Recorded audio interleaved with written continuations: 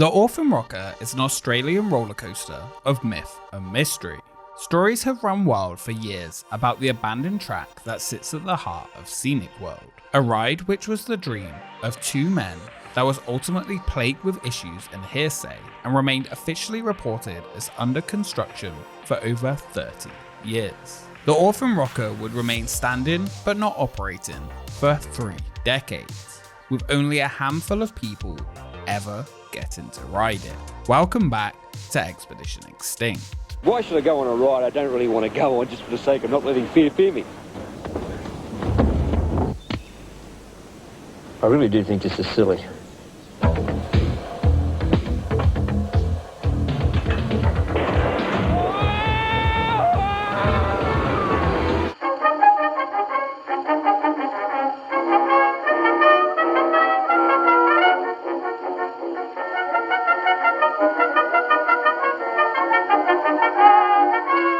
Scenic World is located about 60 miles west of Sydney, Australia, in the Blue Mountains. Established in 1945 by Harry Hammond, a former truck driver, who purchased the lease of the former coal and shale mines as the Katoomba company that owned it went into liquidation. The area had been in the Hammond family interest for years. 70 years earlier, Harry's father had operated a horse coach service to the local caves, along with working in those very coal mines in the valley. The mines had supplemented its income by carrying passengers on weekends on an incline railway, with 14 passengers on a car named the Mountain Devil. The Hammond family decided to turn the railway solely into a passenger attraction and rebuilt it to carry 28 passengers at a time. They also added a souvenir shop and tea room to draw more and more tourists to the area. Well, this is it, the Blue Mountains Scenic Railway. It's been here since 1934, going over the edge and dropping down 250 metres into the Jamison Valley. Now, it's fairly scary, so I'd suggest that what you do is sit well back in your seat. You'll notice they slope backwards.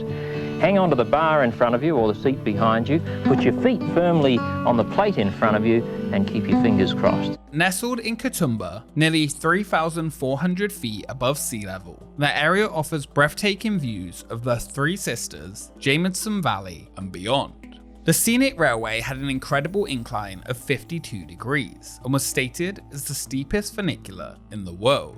The system, however, uses a winch system with no counterbalancing carriage, so is actually an inclined lift rather than a funicular.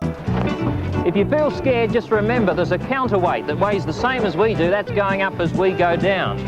There's also a fail-safe mechanism. If anything goes wrong, the brakes jam on and we stay still. The Scenic Railway was a major hit, and the Hammond family continued to expand the tourist attraction. The Scenic Skyway opened in April 1958. This aluminium car would be suspended from a cable stretching half a mile from the nearby Orphan Rock to the other side of the valley. With 186 tons of break-in steel, it could easily withstand a full load of 32 passengers, which combined would weigh around 2 tons, 886 feet above the valley floor. Built by just 10 workers and estimated to cost 20,000 Australian pounds, it would be the first cable car in Australia. The cables and girders for the Skyway came from the defunct shale oil mining venture, once carrying coal skips across the Kapiti Valley. The opening ceremony was attended by the Chief Secretary and Minister for Tourist Activities, with 1,000 guests in attendance. The managing director of the Scenic Skyway company, Harry Hammond, hoped it would attract visitors from overseas. During the opening weekend, the area saw the highest crowd it had ever seen, with lines up to an hour just aboard the half-mile trip. Harry said that the Skyway is already a remarkable success. When asked what would happen if it broke, he confidently replied with, "It's not likely. And if we did get stuck, we would have a pedal breakdown wagon we can hitch on to come and get you." Harry was even known to stand on top of the carriage above the valley, smearing grease on the cable. With the success of the Skyway carrying up to 1,000 guests on busy days, he was already looking for his next option. He wanted to run a Skyway 2 miles out to Mount Solitary.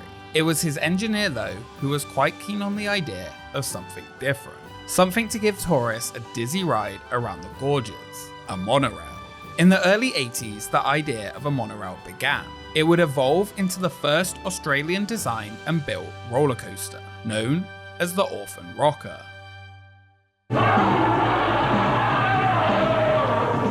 and I'm starting to see why. But as someone once said, folks, there's nothing to fear but fear itself. So today, the Orphan Rocker has met its match.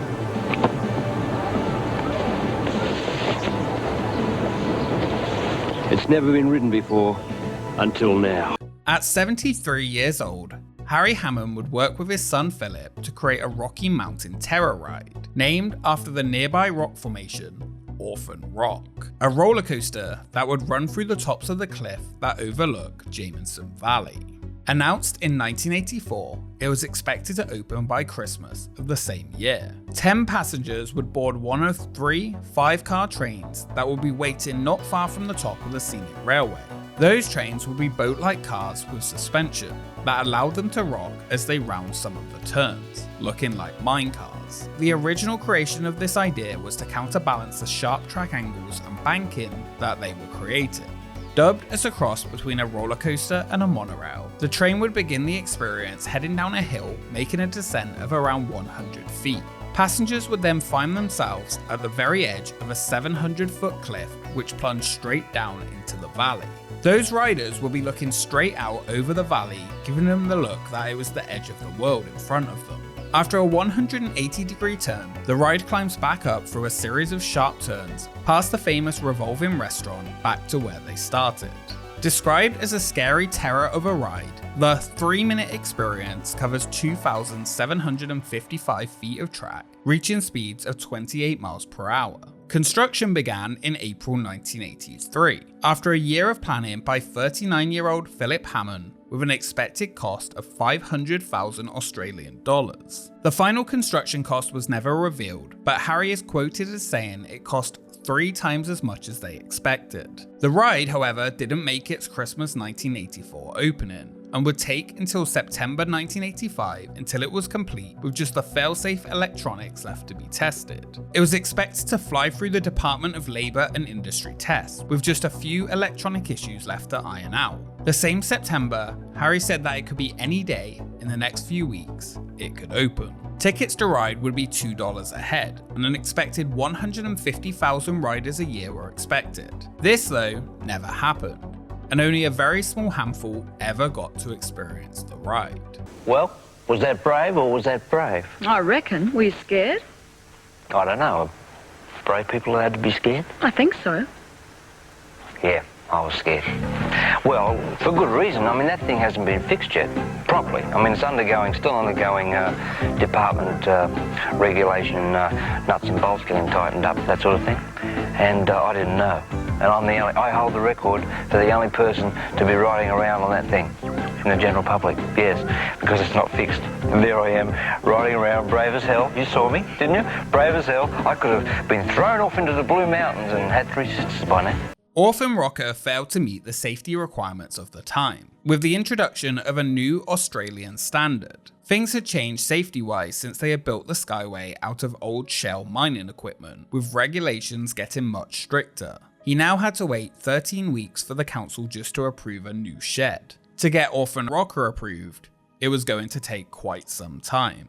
The work continued to try and get the coaster opened. Promo materials were even shot with people riding the attraction, but it never officially opened. Huge rumours and speculation surrounded the ride. Stories of trains crashing together and falling into the valley below, trains returning with sandbag test dummies missing, and even that the ride was cursed. None of these ever actually happened though, and it is reported to have completed over 500 circuits without ever officially opening, at least according to the owners anyway. The small few who did ride it said it was one of the most unusual roller coasters they had ever seen. The official word from Scenic World is that it never officially opened due to demands for redevelopment elsewhere on the site. Over the years, the Hammond family continued to try and open the ride, as well as riding it in private. In 1992, 7 years after it was planned to open, Philip said riders would likely have to wait until next year to ride. Again, a few years later, in 1995, Philip stated that it was still coming soon and he had ordered new seatbelts. Over the years after the construction of the ride had been completed, it continued to be worked on, With the new Australian standard, it meant many revisions had to be completed to get it open. All of the car gimbals for the rocking sensation had to be replaced as they were not originally built to the right specification. The family, however, never gave up hope it would eventually open.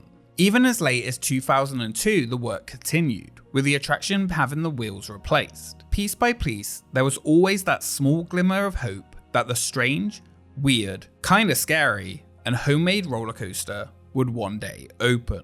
Granddaughter of Harry, Anthea Hammond, would continue to work on the ride in the late 2000s. She said that it had always met safety standards and that she rode it hundreds of times and that they would love to get it open to the public, but it was a matter of being able to devote time to it and increase the comfort. I'll let you come to your own conclusion on if this is just PR talk or not. It is the most spectacular roller coaster in the world, as well as the dangerous one. Oh, Danger's my middle name. It's called the Orphan Rocker because the track has a fantastic view of Orphan Rock and the fiberglass tubs you ride in literally rock and roll. Of course, roller coasters are designed and built to be open. If the ride had met safety standards with minor fixes, then it is unlikely it would still be sat here closed today, rotting away, abandoned. And the true story of the Orphan Rocker remains somewhat a mystery. Many locals and visitors to the park thought of it as just plain wrong to install a roller coaster in the first place. Multiple complaints about the noise from the park already occurred, and a roller coaster would definitely not help. While the Scenic Railway and Skyway would be about seeing nature, the thought of a roller coaster zipping through the area was always controversial. The rest of the park, including the railway and Skyway, have been updated over the years, and a new cableway was added in the year 2000. Scenic World remains as popular as ever, but Orphan Rocker remains untouched for years. In 2015, Anthea Hammond was seen at IAAPA taking a picture with Premier Rides owner Jim CA. Rumours ignited immediately that something was coming to finally bring the Orphan Rocker to life. Sadly, nothing ever did. Today, sections of the track have been removed and can be seen laying on the floor. The track still sits abandoned and rotting away next to the increasingly popular attractions at the park. Now, multiple decades later, it is clear that this legendary roller coaster, surrounded by myth and legend, would never open, and still sits there as one of the first things you see when entering the park full of natural splendour. I'd like Dad to be remembered as an upstanding member of the community that helped bring Katoomba into prominence in tourism in New South Wales and Australia, and I think that's an achievement to be proud of. Harry passed away in the year 2000. He never did see his attraction open. Even after the ride was deemed unsafe, it didn't stop him from taking many rides. As one of the few people to experience the Orphan Rocker, when asked what he thought about it, he said it seemed damn fast. For over 30 years, the ride sits abandoned in an otherwise busy park full of beauty. The now remaining broken and twisted rotten track is just a reminder that this was the dream of a man and his son that sadly never came to be.